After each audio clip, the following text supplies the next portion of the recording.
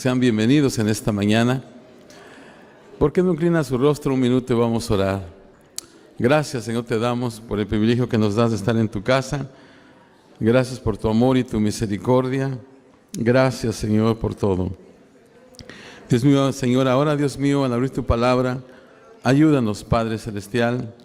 Ayúdanos, Señor, que tú seas quien nos dirija, Señor, y que tú seas quien hables a cada corazón en esta mañana. Gracias, Señor, gracias. Dios mío, tenemos todo, Señor, para celebrar en esta mañana. Tenemos todos los motivos, Señor, para estar contentos.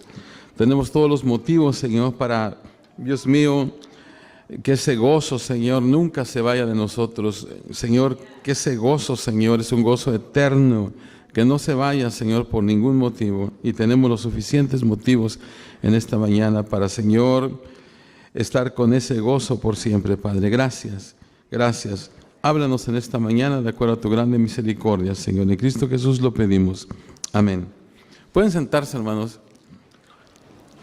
Quiero leer un versículo que se encuentra en Hechos capítulo 1, verso 3. El tema de esta mañana le he puesto dudas indubitables o dudas, pruebas convincentes. En el libro de Hechos capítulo 1, verso 3 dice, en la versión Reina Valera dice, a quienes también después de haber padecido se presentó vivo con muchas pruebas indubitables, apareciéndoseles durante 40 días y hablándoles acerca del reino de Dios.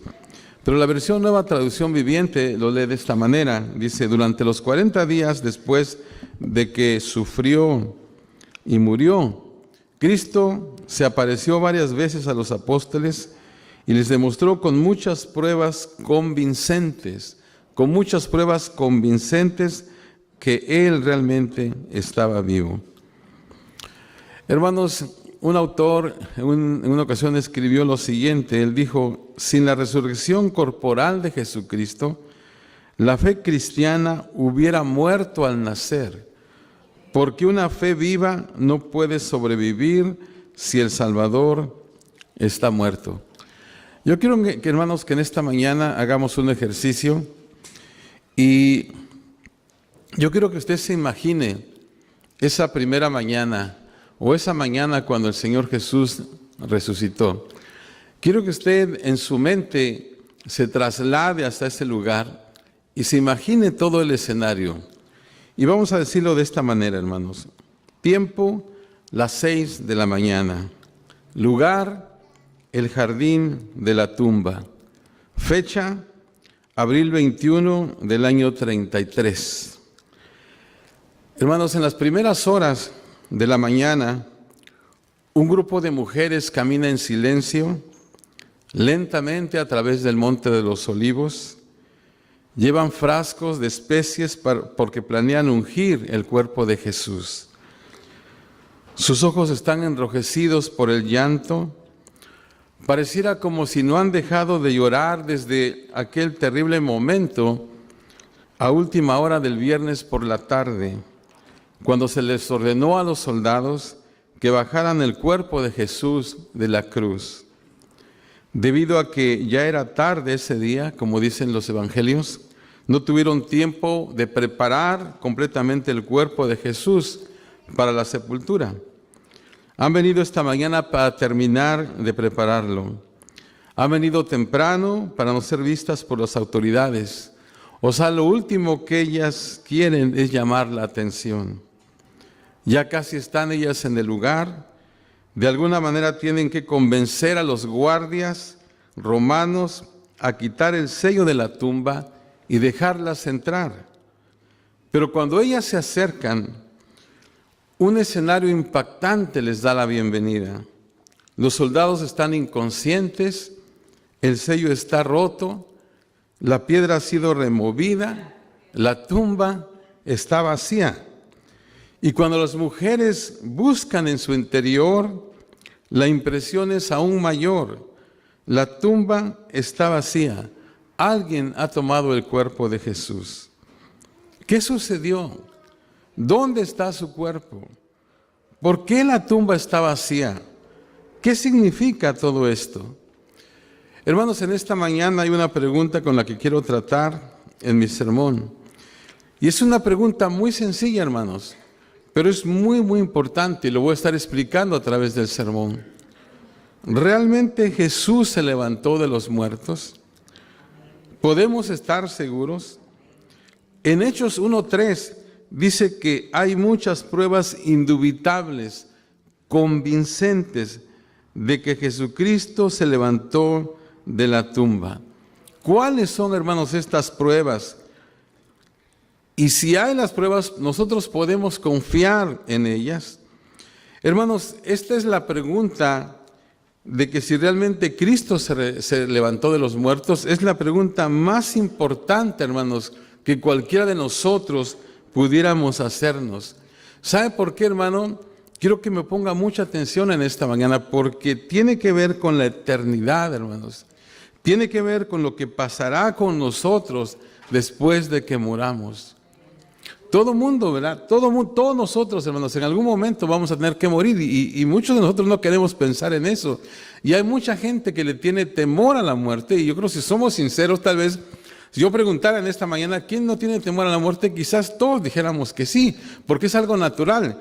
Pero hermanos, lo que voy a hablar en esta mañana, hermanos, tiene que ver con una confianza que usted va a tener. Entonces quiero que esté muy atento. Entonces, hermanos, en esta mañana quiero invitarlos a que con toda calma y cuidado examinemos la evidencia.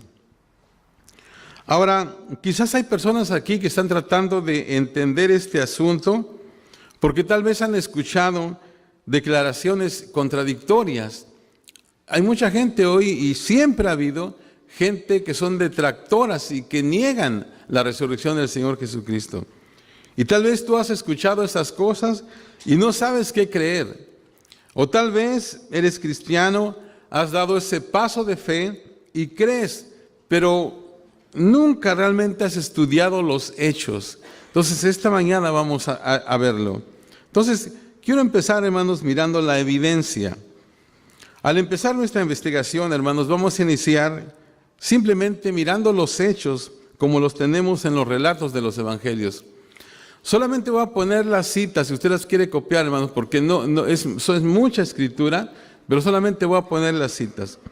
Y aquí tenemos 7 piezas de evidencia, hermanos, que rodean los eventos de esa mañana de domingo en Jerusalén.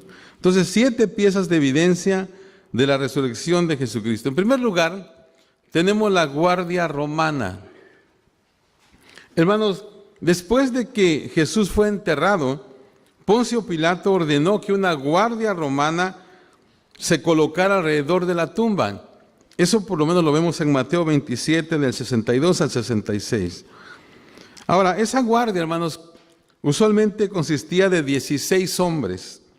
4 soldados serían colocados enfrente de la tumba.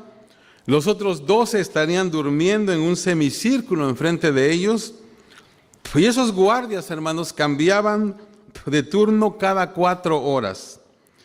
Ahora, hermanos, estos soldados, fíjense, eran de la élite, o sea, la fuerza de combate más altamente capacitada en el mundo.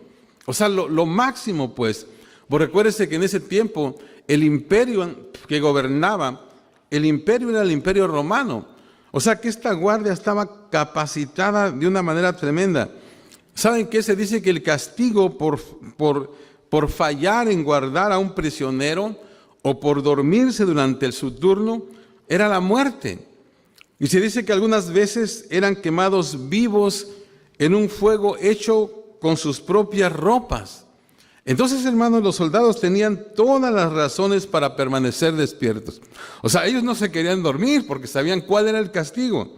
Nadie podía haber pasado esa guardia para robar el cuerpo del Señor. Número 2, la piedra. La piedra es mencionada en Mateo 27, 60. Un autor llamado Frank Morrison llama a la piedra el testigo silencioso e infalible de todo el episodio. La piedra, hermanos, era de un tamaño enorme y pesaba más de 2 toneladas. Mateo dice, o cuando menciona la piedra dice una gran piedra. Hermanos, era tan pesada que las mujeres sabían que no podían moverla. Una vez puesta en su lugar, ocupaba de 3 o 4 hombres para moverla. Los evangelios, hermanos, también nos dicen que los soldados sellaron la tumba, lo que significa que ellos colocaban una cuerda, como se ve ahí más o menos sobre la roca, y la aseguraban en cada extremo con algo así como una especie de líquido sellador. Luego ponían el sello del gobernador romano sobre ese lugar. Ahora, el castigo, hermanos, por romper el sello era la muerte. Esto otra vez es un buen argumento en contra de cualquier intento de robar el cuerpo. Número 3, los lienzos. Lucas 24:12, Juan 20:5 y 7.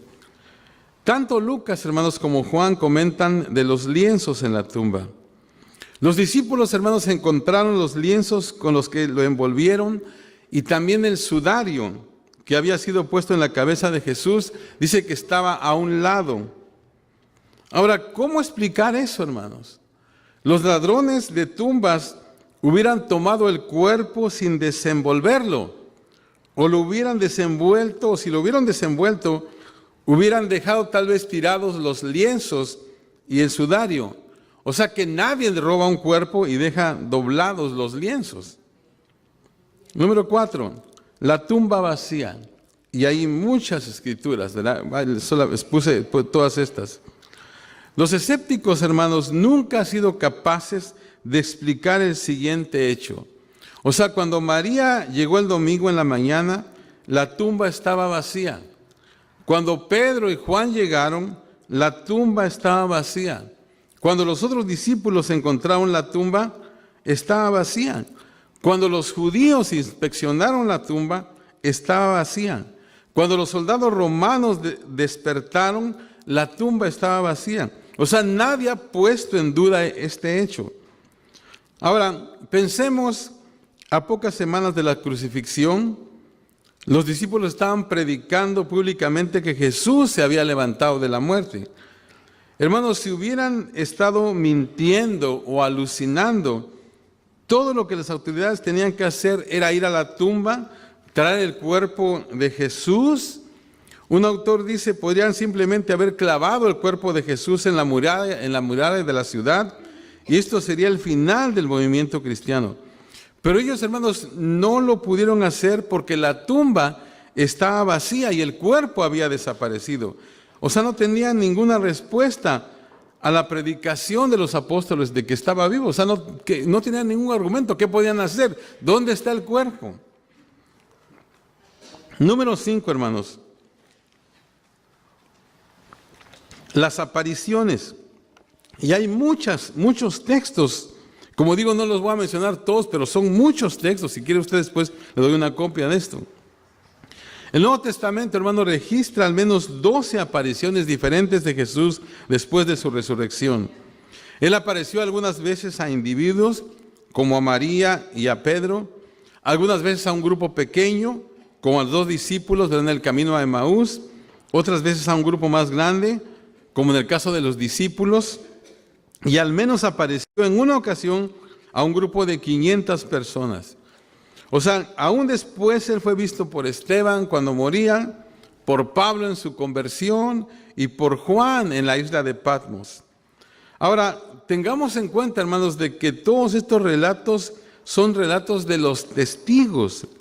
Quizás, hermanos, pudiéramos hacer algún lado 2 o 3 de estos testimonios, pero no es posible descartar a todos. O sea, la evidencia, hermanos, es abrumadora y apunta a una sola conclusión, y es que Jesús se levantó de la muerte. Ahora, número 6, una evidencia más, la incredulidad inicial. En Marcos capítulo 16, del 10 al 11, y lo voy a leer, dice, y yendo ella, María, ¿verdad?, lo hizo saber a los que habían estado con él, que estaban tristes y llorando. Ellos, cuando oyeron que vivía y que había sido visto por ella, ¿qué dice? No lo creyeron. Hermanos, siempre se ha considerado como un punto a favor de la resurrección, y en esto todos los escritores están de acuerdo, el hecho, hermanos, de que ninguno de los discípulos estaba esperando la resurrección y que ninguno de ellos lo creyó al principio. O sea que eso, fuera de que se considere algo contrario, se considera a favor de la resurrección. Lucas nos dice que cuando las mujeres que vieron a Jesús lo reportaron a sus discípulos, ellos pensaron que era una ilusión, que solamente era un deseo que ellas tenían. Fíjese lo que dice Lucas 24:11. Mas a ellos les parecían locura las palabras de ellas y no las creían. O sea, ellos tenían que estar convencidos, hermanos, aún en contra de su voluntad, de que Jesús se levantó de la muerte. Entonces, ese es un gran argumento, hermanos, a favor de la resurrección. Y número 7, hermanos, el cambio radical de los discípulos. Hermanos, consideremos cómo se encontraban la noche del viernes. Estaban asustados, estaban confundidos, temerosos, aturdidos, desorientados, descorazonados. Todos habían oído. O sea que ellos, hermanos, verdaderamente creyeron que Jesús estaba muerto y que nunca lo volverían a ver.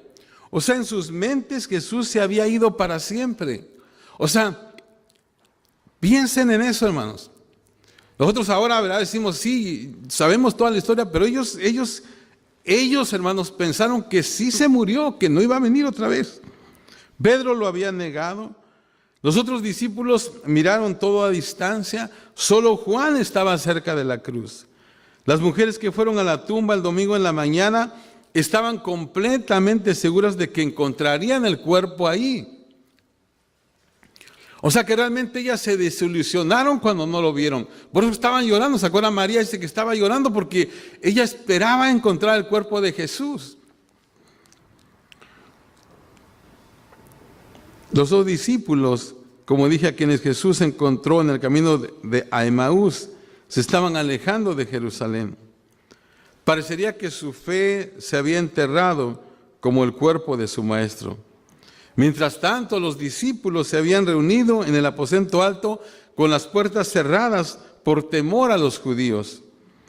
O sea que eso fue antes de que resucitara. Ahora consideremos la escena semanas después. O sea, estos mismos discípulos están ahora sin ningún temor en los patios del templo predicando que Jesús es el Señor de todos, que Él se levantó de los muertos y que solo por el arrepentimiento y la fe en Él alguien puede ser salvo. Eso, hermano, lo puede leer en Hechos 3, del 11 al 19, lo iba a leer ahora, pero es extenso. Pero ahí, hermanos, si ve usted la manera en que ellos están hablando, o sea, algo tuvo que haber pasado. ¿Qué fue lo que cambió a estos hombres y mujeres que pasaron de estar temerosos ahora a convertirse en evangelistas de fuego, quienes sacudieron a su mundo con el mensaje del Evangelio? Y solo hay una explicación creíble para un cambio tan radical. Habían visto al Cristo resucitado y eso los cambió para siempre. Hermanos, podemos imaginarnos, a medida de que se corría la voz de persona en persona, ellos empezaron a proclamar las buenas noticias y iban de un lado para otro: está vivo. Está vivo, está vivo, está vivo. Todos estaban totalmente contentos, felices, gozosos. O sea, cambió totalmente. Ahora, hermanos, si todo esto no es algo convincente, permítame plantearles un punto final. Por 2000 años, hermanos, nadie ha dado una respuesta correcta a la siguiente pregunta: si Jesús no resucitó de los muertos, entonces, ¿qué pasó entonces con su cuerpo? Hermanos, esta pregunta nunca ha sido contestada. ¿Dónde está el cuerpo de Jesús? Nadie, hermanos, a través de 2000 años de historia ha proveído una respuesta convincente a esta pregunta. Y creo que nadie lo va a hacer. Hermanos, esta mañana nosotros nos unimos a muchos cristianos alrededor del mundo para celebrar la resurrección de nuestro Señor y Salvador. Hermanos, estamos en una larga fila de creyentes que proclaman con el ángel lo que dice Mateo 28:6. No está aquí, pues ha resucitado como dijo. Ahora, hermanos, quiero considerar algunas alternativas.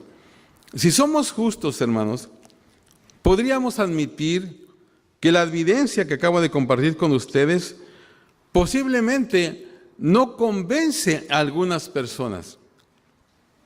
A través de los siglos, hermanos, desde los primeros días hasta el presente, los escépticos han ofrecido un sinnúmero de teorías alternativas para explicar la resurrección de Jesús. Eso es una realidad también.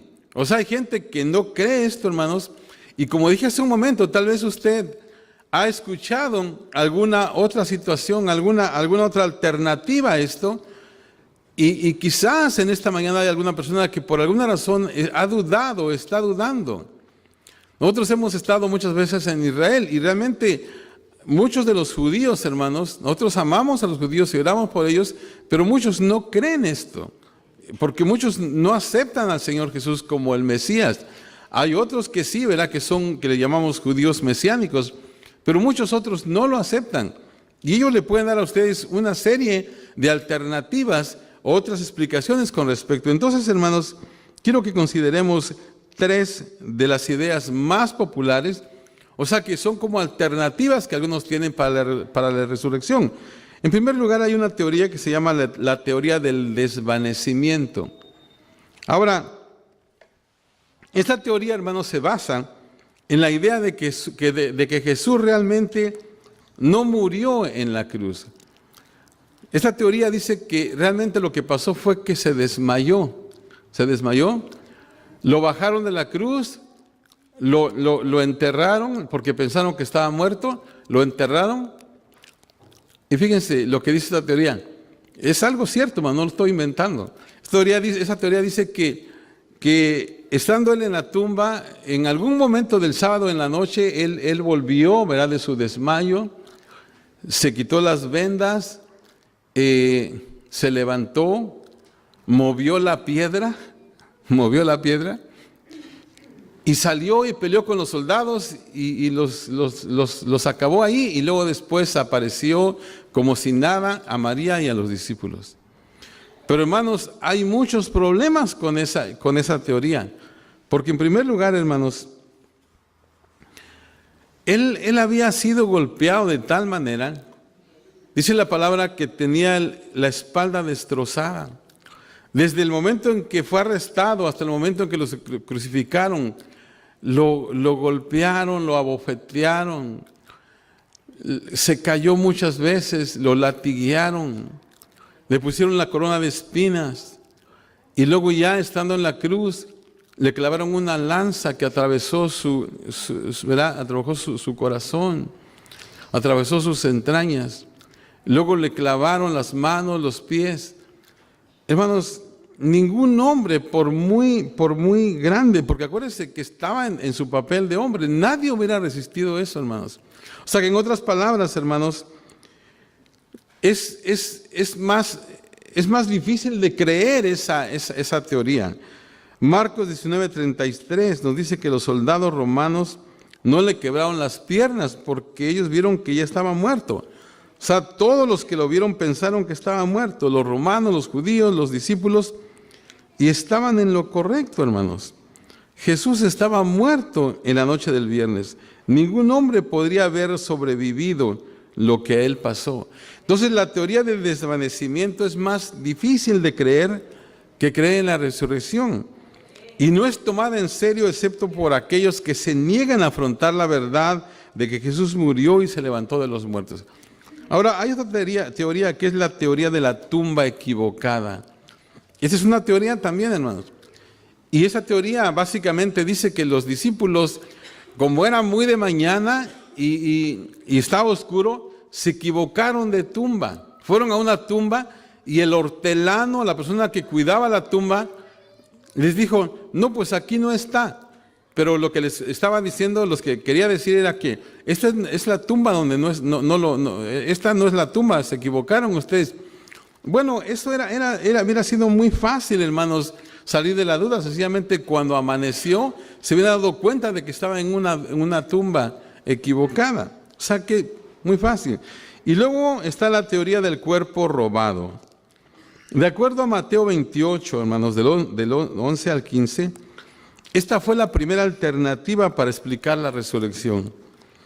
Pero falla, hermanos, en responder a una pregunta. Y la pregunta es, ¿quién podría robar el cuerpo? ¿Y por qué? Por ejemplo, los romanos, bueno, a ellos no les importaba Jesús ni vivo ni muerto. A los judíos, bueno, ellos querían que Jesús se quedara en la tumba a toda costa. ¿Los discípulos pudieron haberlo robado? Bueno, hermanos, ellos no esperaban la resurrección. Otra vez recordemos que las mujeres habían venido ese domingo a ungir el cuerpo muerto de Jesús. ¿De qué manera los discípulos habrían podido dominar a la poderosa guardia romana? ¿Qué harían con el cuerpo muerto de Jesús? O sea, la idea, hermanos, es absurda y demuestra una vez más que es más difícil creer esta teoría que creer que Jesús realmente se levantó de los muertos. Entonces, hermanos, quiero en esta mañana cerrar mi mensaje poniendo ahora sí los hechos. Esto que voy a hablar son los hechos, ¿verdad? Ya después de toda la evidencia que hemos visto, ahora quiero, porque esto es como tal vez podemos decir, esto es lo más importante, porque lo que voy a hablar son hechos, no solamente es teoría. En primer lugar, hermanos, la resurrección de Jesús es quizá el hecho mejor atestiguado de toda la historia. Hermanos, solo les he dado una fracción de la evidencia. Hay muchas más pruebas que podríamos mencionar. Pero cuando toda la evidencia es honestamente examinada, con una mente abierta, la única posible conclusión es de que Jesús se levantó de la muerte el día de la resurrección. Es la única conclusión que podemos llegar, hermanos. Y este hecho es quizás el mejor atestiguado de toda la historia. O sea que cuando vemos toda la evidencia, lo único que podemos decir es que se levantó. Ahora, en segundo lugar, hermanos, y eso es algo muy importante también. Escuche esto porque es muy importante. La resurrección es una doctrina, hermanos, no negociable en la vida cristiana. Escuche lo que voy a decir. Es esto verdaderamente el corazón y el alma de nuestra fe. Hermanos, si Jesús está muerto, entonces nuestra fe, hermanos, es en vano. En 1 Corintios capítulo 15, cuando Pablo está haciendo una disertación acerca de la resurrección, él dice, ahí en el verso 19, no tengo apuntado, pero dice en 1 Corintios 15, 19, dice, si los muertos no resucitan, dice, pues entonces, dice, si en esta vida, o sea que si solamente en esta vida esperamos en Cristo, dice, somos los más dignos de conmiseración, o sea, de misericordia de todos los hombres. Y luego más adelante añade, dice, bueno, pues si Cristo no resucitó, pues comamos y bebamos que mañana moriremos, o sea que no tiene sentido. Por eso es que, hermanos, la gente que no tiene esperanza, lloran, ¿verdad? Cuando alguien se muere porque no tienen esperanza. Por eso hay canciones, hay una canción que se llama Un puño de tierra. ¿Alguien ha oído esa canción? Yo la oí porque una tía que teníamos cada rato la ponía, ¿verdad? Ahí en México. No más un puño de tierra, ¿verdad? Cuando te mueras lo único que va a quedar, dice, ¿verdad? Entonces, o sea que si realmente Jesús no resucitó, hermanos, nuestra fe es en vano. Un Jesús muerto no puede salvar a nadie. O sea, hermano, esta no es una doctrina opcional. Esto no es algo que tú puedas debatir. Hay otras doctrinas que tal vez podemos debatir, pero esta no la puedes debatir. La resurrección corporal de Cristo descansa en el corazón de la cristiandad. Si no es verdad, entonces todo lo demás en que creemos es también falso y hemos estado completamente engañados. Y déjeme decirlo de una manera tal vez más directa, lo más directa posible. Si Jesús no se levantó de la muerte, hermanos, entonces Él es un falso profeta y no el Hijo de Dios. Él no podría ser nuestro Salvador y Señor si estuviera muerto en la tumba. Eso es lo que está en juego aquí, hermanos. No podemos confiar en nada de lo que Él dijo si Él está muerto. Pero eso también, hermanos, significa que los apóstoles fueron mentirosos y la iglesia misma está fundada sobre una falsedad. Peor aún, hermanos, significaría que la muerte triunfó y no tenemos buenas noticias para todo aquel que muere entonces. O sea que todo lo que creemos se sostiene o se cae en la resurrección de Jesucristo. Pues es muy importante esto, hermanos. Tú necesitas creer en esto para ser cristiano. O sea, si tú no crees en la resurrección de Cristo, tú no eres cristiano. Aunque digas que lo eres, no lo eres. Si no crees en la resurrección de Jesucristo.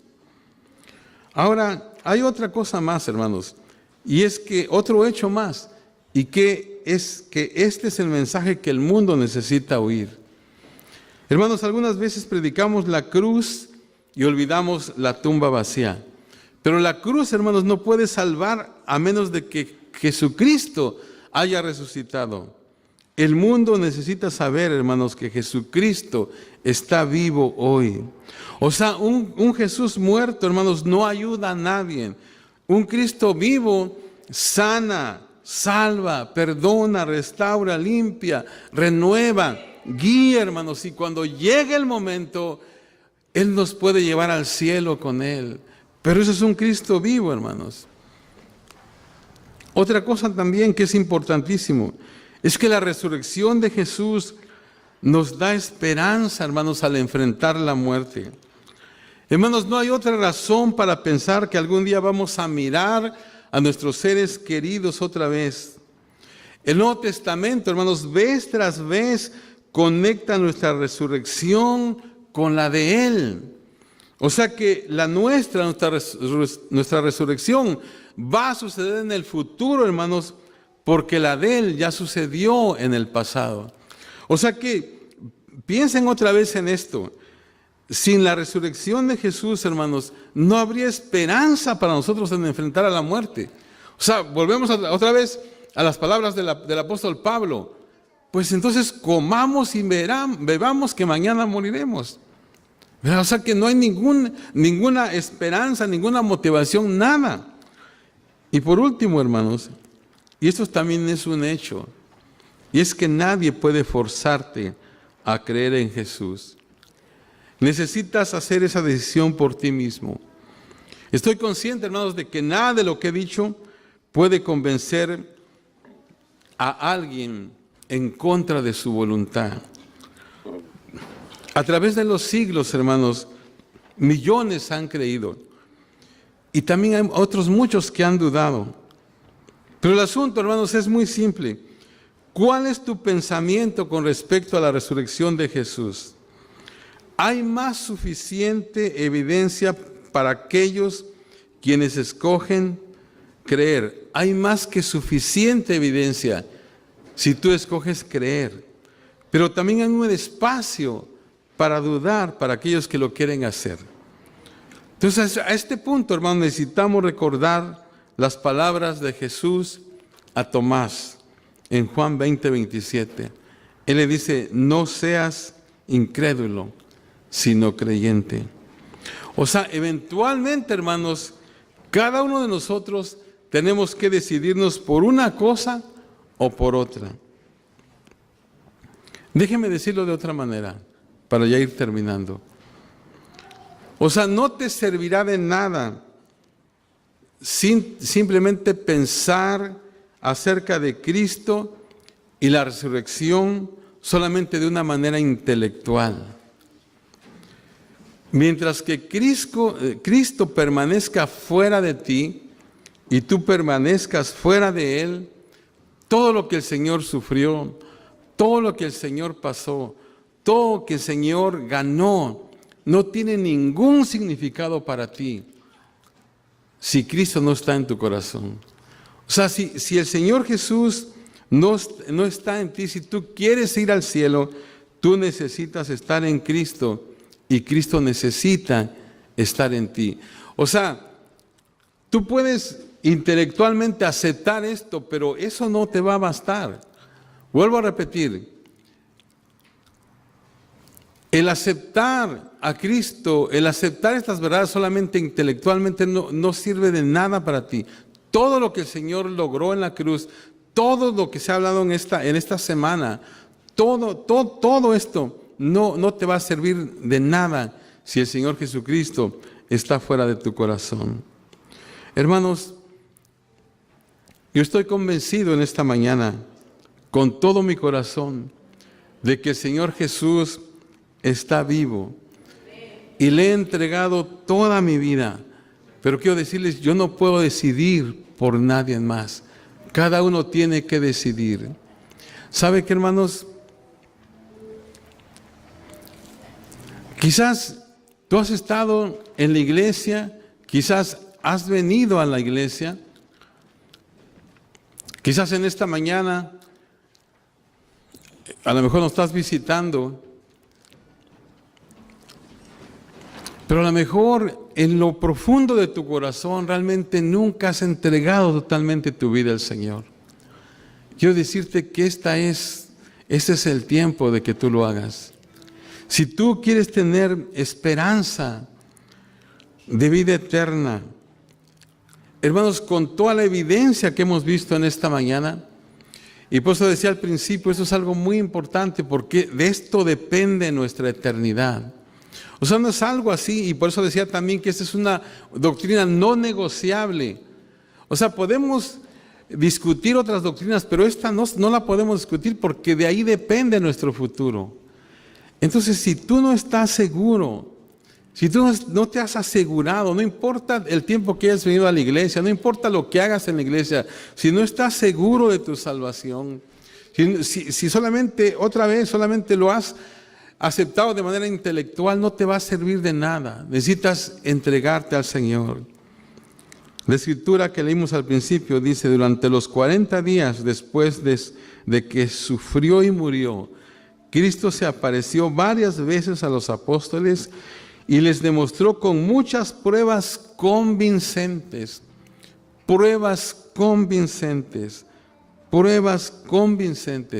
de que Él realmente estaba vivo. Póngase de pie en esta mañana, amén. Vamos a orar. Y yo quiero invitar, si tú no estás seguro, ¿por qué no te aseguras en esta mañana? Mientras cantamos en esta mañana, yo quiero hacer una invitación, y a lo mejor alguien dice, bueno, pues me da pena pasar. Mira, vamos a hacerla de esta manera.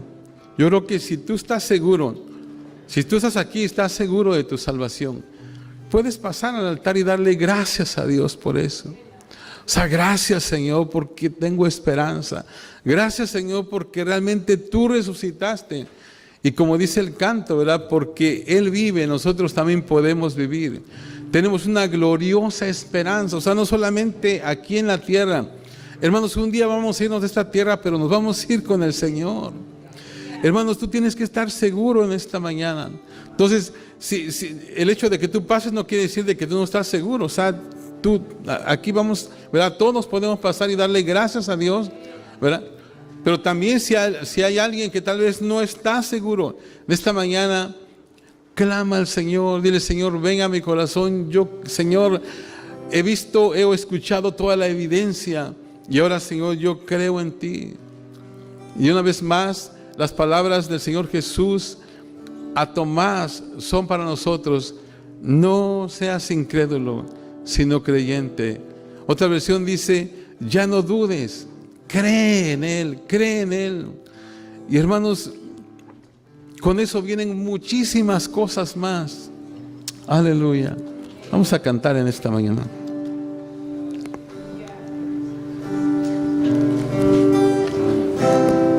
Gracias, Señor. Gracias.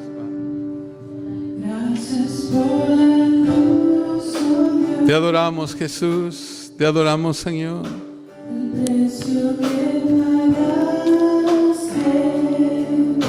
Gracias, Señor. Aleluya. Te adoramos, te adoramos.